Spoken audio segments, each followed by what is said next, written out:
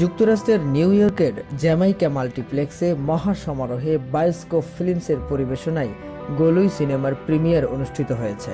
বাংলাদেশ সময় শনিবার ভোরে এই প্রিমিয়ার অনুষ্ঠিত হয়।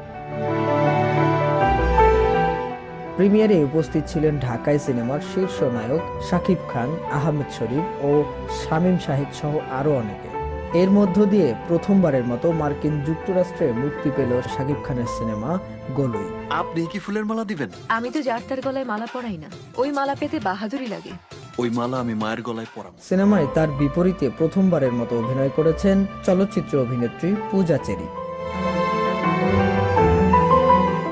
আগামী 21 জুলাই পর্যন্ত 4টি করে মোট 28টি শো চলবে গোলুই সিনেমার।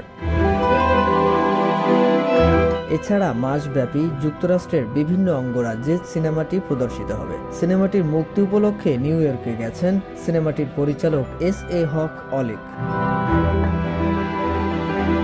উল্লেখ্য, গত ঈদ উল ফিতরে বাংলাদেশে গোলুই সিনেমাটি মুক্তি পেয়েছিল। সরকারি অনুদানে নির্মিত সিনেমাটি প্রযোজনা করেছেন খোরশেদ আলম খসরু। শাহরিয়ার আহমেদ, আনন্দ টিভি, ঢাকা।